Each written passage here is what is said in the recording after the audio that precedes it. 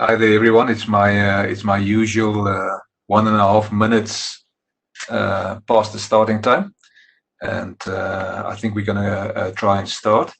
I've seen that my main presenter for today, Priyanka, is also logged in. Priyanka, will cut over to you in just a minute or two. So today, Priyanka Kohli she's an offering manager out of Durham in North Carolina. Was going to do us a short presentation, I think, and then a demo on DataPower and Kafka and how they communicate. Just one quick one. We had an interesting question last week on is it better to use the gateway script or XSLT to transform a message? The short answer is that if you're processing JSON payload, then the gateway script is best. Otherwise, if you're processing an XML, try the XSLT. Maybe it's better suited for that. And there's some reasons down here. I'll make sure that this is in the drive as well so that you can get the detailed answers on that. On the poll we've done a while ago, this was the results. Thursday is definitely a good day to do this meeting on. I think today is our 9th or our 10th meeting. I can't exactly remember. And the times, it seems like our usual slot of 9:15 in the morning is not optimal. Now for next week, we're still going to do a 9:15 meeting. I've confirmed that we're doing an OpenShift basics demo. But then maybe the week after that, I'm going to try and see what happens if I do the slot in one of these other two times over here.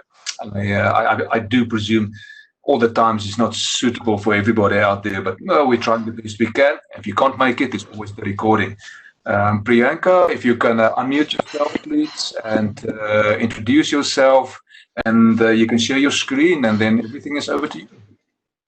Thank you for having me today in the call. I'm Priyanka Kohli, offering manager in DataPower Gateway and API Connect. Today I'm going to talk about the features we have available in DataPower V10, which is going GA in few days. I think it's June 8th. So the features which we have in the DataPower Gateway is the integration of DataPower Gateway with uh, Kafka and AMQP. So I'll just give a short presentation and then I'll go into the demo. Um, as you know, the DataPower core value, as we call it, the secret sauce, is providing the enhanced security and high performance. DataPower delivers a wide range of application security and provides governance capabilities through an easy-to-deploy DMZ-ready gateway, thereby helping to simplify the organization's infrastructure by reducing their total cost of ownership.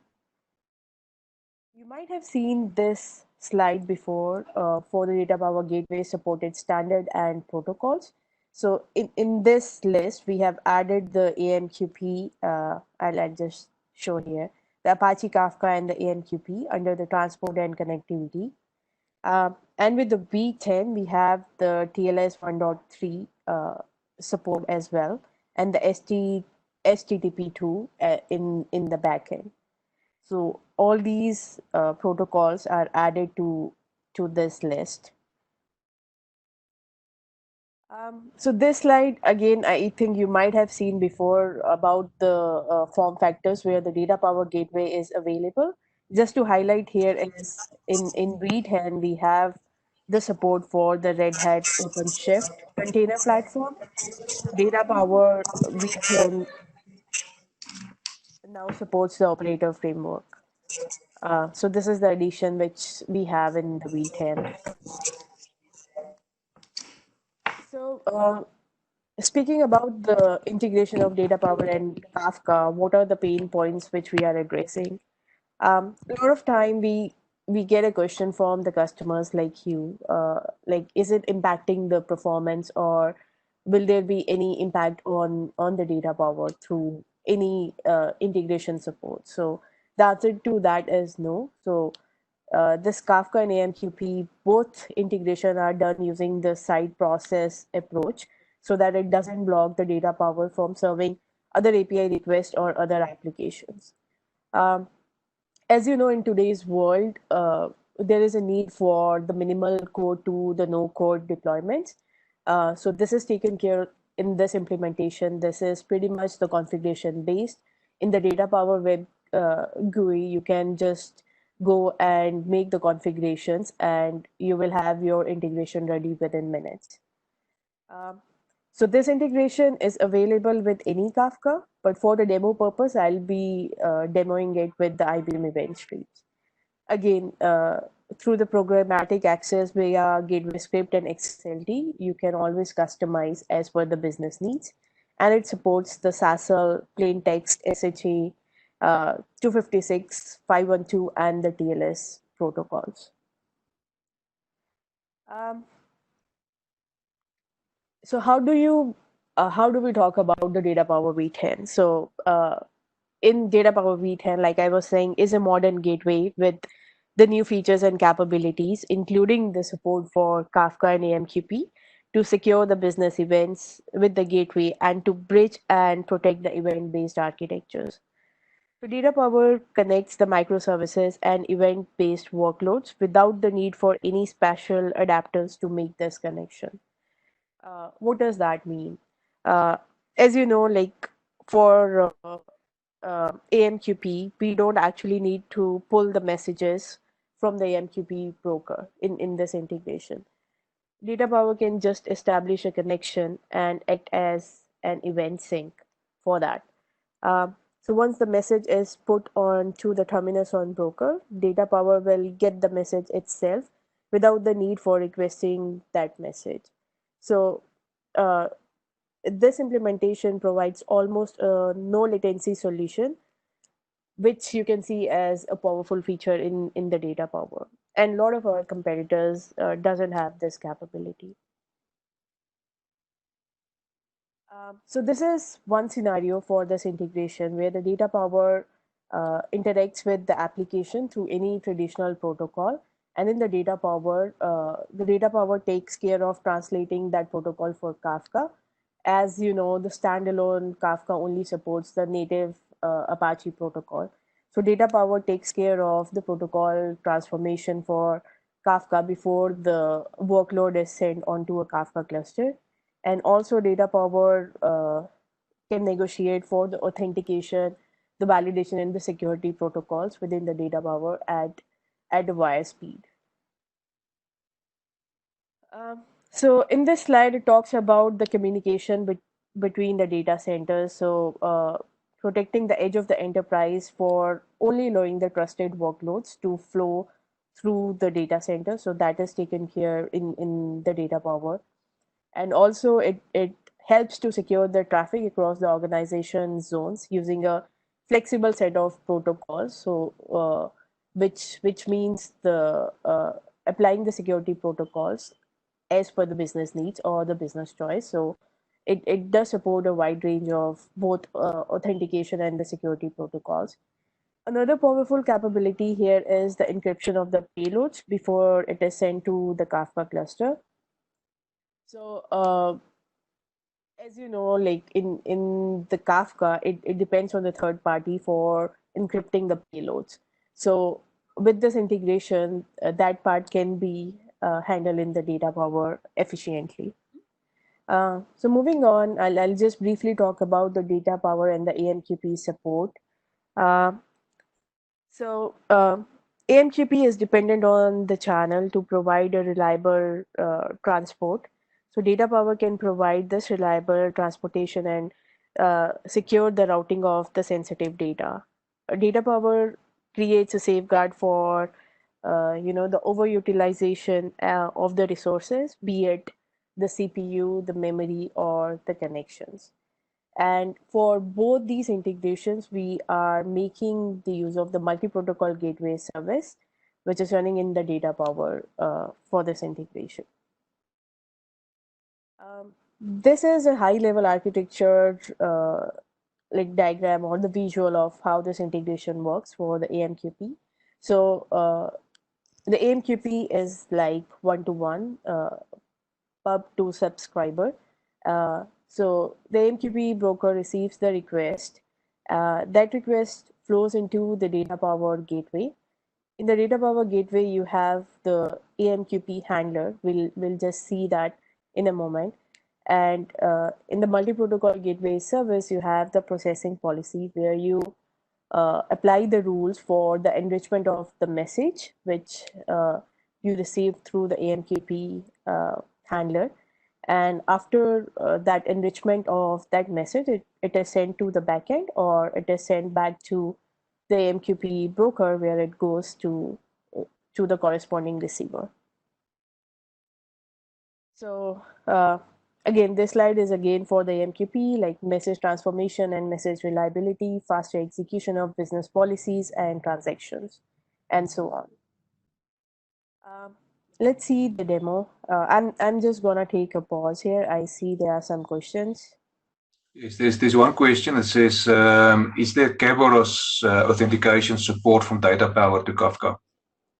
Not in the initial support version, but yes, this is something we plan to release in our future releases. Yes. Okay, and the second question for Kafka, DataPower support both front-end and back-end connectivity? If I understand this correct, you mean yes, the front side handler and through the URL open. If that is the question, then yes, yeah, it supports both. Thank you. To Ala and Junaid, if that doesn't answer your questions, please let us know. Thank you. Okay. Okay. I think these questions will be answered in when we go in the demo. So, uh, so these objects for the AMQP and Kafka, they are available in the base firmware IDG 10.0.2. So let's see for the Kafka what objects we have. We have the Kafka cluster and the Kafka handler. Let's first see what is the Kafka cluster. So the Kafka cluster is where the configuration is done via the Kafka cluster object. That object is used to configure the details on how to connect to the Kafka server and how to authenticate. How that is done, we'll just see in a minute. So as you see, there are attributes like username and the password alias. And the Kafka endpoints. So all these values I will get from my Kafka. For this demo, I'm using the IBM event streams. Okay. So in my IBM event streams, I have created a topic as data power. Under the service credentials, if I see here, I have the value for the user, which is token. Password is the API key. So I will take this password. And the Kafka Bootstrap servers, I have those server details here. So as you see, I have detail for the 6 server. This is basically to, have the connection available continuously. So if one server goes down, you have the other server available to make the connection. So I will take all these server details with the host name and the port, and I will enter that in the Kafka cluster. So let me go back to my Kafka cluster object. Username is token, as we saw in the event streams. The password is the API key. The Kafka endpoints, I have entered the server host name and the port numbers. The supported protocol in this integration, you can see in this drop-down are plain text, SASL plain text, SASL TLS, and TLS. You also have the SASL mechanism choice to select the SASL mechanism, either plain SHA 256 or SHA 512. For this demo, I'm just using it as plain. There is also the capability for adding the additional properties which you want to send in the connection to the Kafka in a name value pair. So these properties can be something like the connection information, or you want to enable the compression, or any other properties you want in the Kafka client. You can add that in this name value pair here.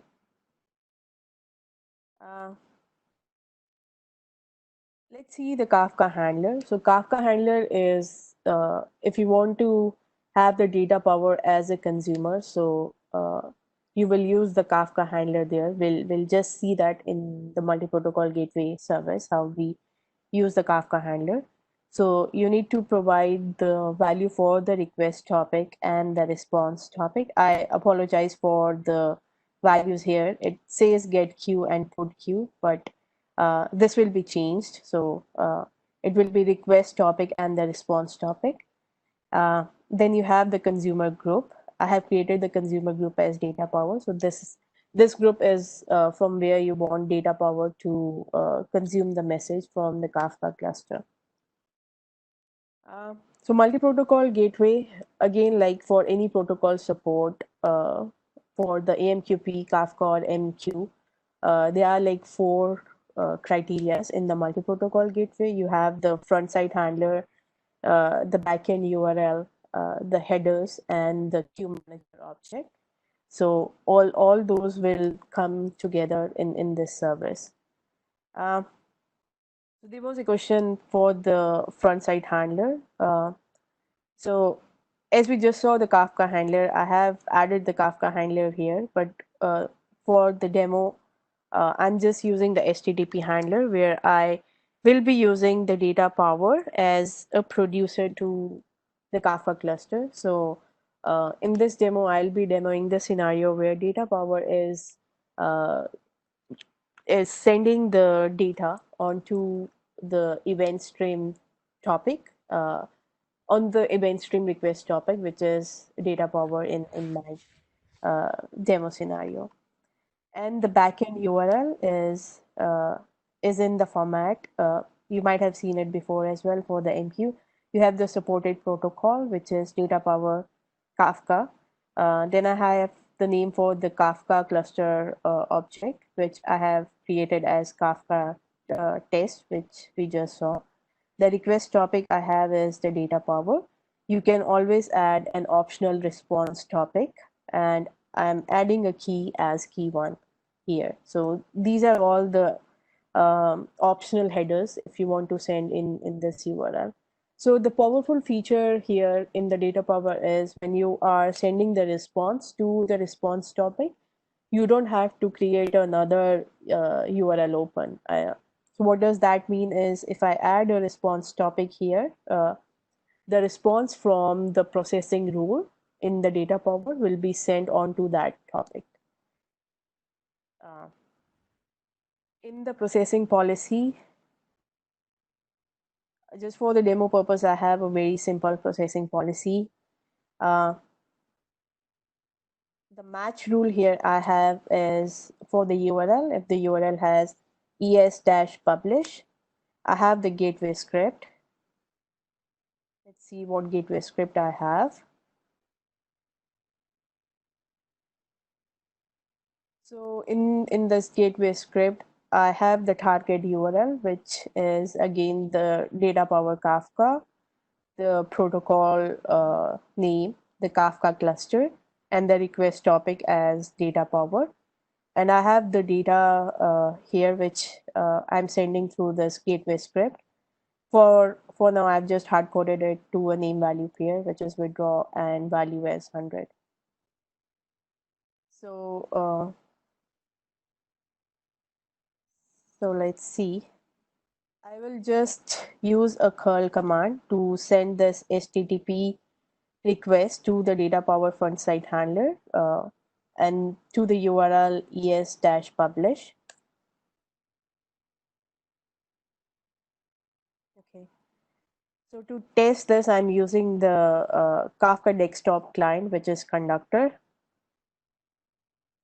So this is my Kafka desktop client Conductor, and as you can see here, I have the topic as DataPower. This is the topic I have in my event streams. So just from the curl command, we just send that data, and you can see here the last write is now. If I just refresh it, it should update the data here. And also in the consumer, you can pick a topic which is DataPower for my scenario, and start to see what data is received in this topic. So as you can see here, it has the data which we just saw in the gateway script as withdraw 100. Any questions so far? Let me see here. There's one question that says, is there support for different Kafka types, e.g. Apache or Confluent? It does support, yes. It does support Confluent. Like I was saying, like it supports any Kafka. Only for the demo purpose, I've used the IBM event streams. So the answer to your question is yes, it does support. Okay, just a question from my side. That client you've used now to communicate with Kafka, it's called Conductor. That clearly works against event streams as well. It does. So I'm sorry, your question was like how I'm using the event streams in Yes, Conductor. yeah. Yeah, so the question is, yes, is you can use it against event streams as well. I presume you put in the same configuration in there, the bootstraps, user ID, password, and so on. Yes, exactly. I did that. So just before this demo, my it asked me to upgrade the version, and then my key is not working on that. So this is something I need to work on. So I just showed you the flow which I have recorded like for another demo for the conductor, but it pretty much works the same way for any Kafka for the event stream as well. There's another question. Do we have any plans to support this directly from API Connect, API-C? In this release, it is done through the gateway script and the XSLT. But yes, in the future release, it will be coming in directly in the API Connect. Sorry, just I was bringing the Kafka, the event stream configuration in the conductor. So yes, here also I've added the same details, the bootstrap servers, all bootstrap servers. To make that connection in the conductor, that Kafka desktop client, yes, so I have taken all that details from here, the bootstrap server details and the the connection for the protocol, that's SASL SSL. So I've taken that details and added in the additional properties. Okay, any other questions do we have here? I just want to say, maybe for the guys on the call, if you want to play with event streams, you can go to the IBM Cloud. You need to log into Dallas. There's a free copy running there that you can actually deploy to. I think it takes one subscription and so on. Some of our other data centers will not have a Kafka Lite version available, but I know that Dallas has got one available. Okay, Priyanka, is that the end? Thank you so much. Sure, thank you. Yeah, if there's any other question, happy to take that, or you can just email me later. Okay, so, I'll be happy to answer. Yeah. Maybe just again, by when will this be available? When is it released? It is June 8th.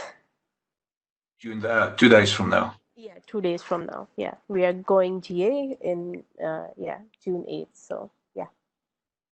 There's a question on the chat that says for AMQP, it is a sync connector, yes or no? No, it is not a sync connector. So DataPower will only act as a client. It is not acting as a broker. So.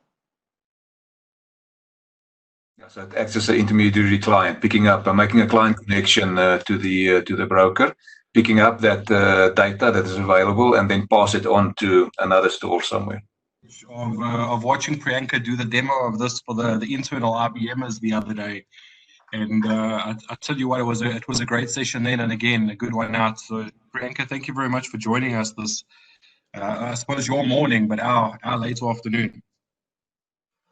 Thank you, Chris. Thank you for having me.